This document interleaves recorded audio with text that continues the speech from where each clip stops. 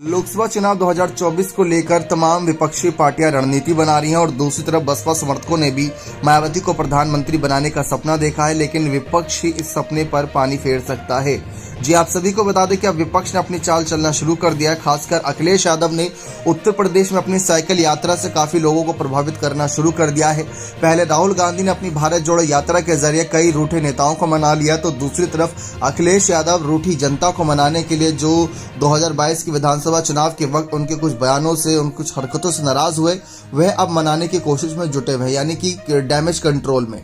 इससे मायावती को नुकसान होना तय माना जा रहा है, क्योंकि इसमें दलित पर ज्यादा फोकस अखिलेश यादव कर रहे हैं, यानी पिछड़ा, दलित और अल्पसंख्यक पर ज्यादा वो फोकस कर रहे हैं। और ए का मतलब उन्होंने अगला भी बताया, तो यानी कहा कि सब समुदाय को हम साथ लेकर चलना चाहते हैं। लेकिन मायावती जहां एक तरफ प्रधानमंत्री बनने का सपना देख रही है, सर्वे भी ये इशारा कर रहे हैं कि अगर यही हालात रहे, मायावती की पार्टी के इसी तरीके से काम चलता रहा, तो मायावती के हाथ में जो 10 सीटें हैं वो भी वो गंवा देंगी लोकसभा चुनाव 2024 में। गठबंधन ना करना उनकी सबसे बड़ी गलती हो सकती है, और हो सकता है कि मायावती गठबंधन इस वजह से कर रही है ताकि प्रधानमंत्री बनने का सपना पूरा हो सके।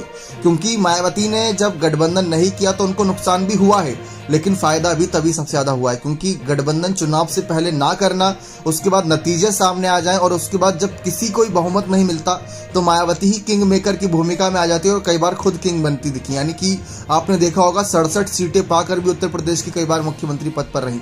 तो ऐसे में वही हालात अगर बनेंगे तो विपक्ष को घुटने टेकने पर मजबूर कर देंगी। लेकिन इस समय विपक्ष की रणनीति ये रहेगी कि बसपा में जो नेता हैं उनको पता है कि उनका भविष्य क्या है, क्योंकि बसपा पार्टी डूबता जहाज है, बार बार बीजेपी कांग्रेस यही बात कह रही है। तो वो उन नेताओं को मनाकर अपने पाले लाने में पूरी कोशिश करेंगे। इसमें सोनिया, नीतीश, लालू, अखिलेश और साथ ही साथ तेजस्वी जैसे नेता बड़ी भूमिका अदा करेंगे। लेकिन मायावती क्या अपने नेताओं को रोक पाएंगी? क्योंकि मायावती का साफ कहना है कि अगर उनके नेता रुकेंगे तो जरूर कोई ना कोई बड़ा फैसला लिया जा रहा है। लेकिन हर कोई जानता है कि चुनाव से पहले अकेले चुनावी मैदान में उतरना वो शायद एक बड़ी गलती हो सकती है, जो बसपा को भारी पड़ सकती है। तो बसपा को इसी को लेकर कहीं ना कहीं फैसला अपना बदलना पड़ सकता है। लेकिन हालात ऐसे बन गए हैं कि अखिलेश की यात्रा से, साइकिल यात्रा से कई रूठे दल, कई रूठे नेता उनसे मान नहीं है। ये बात हकीकत है। अब देखते हैं आने वाले हालात कैसे बनते हैं। आपको क्या लगता है कि मायावती का अपनी रणनीति में बदलाव करेंगी? क्या वे जमीनी स्तर पर अब ज्यादा सक्रिय रहेंगी या नहीं? अपने कमेंट सेक्शन में जोड़ दीजिएगा। बहुत बहुत धन्यवाद।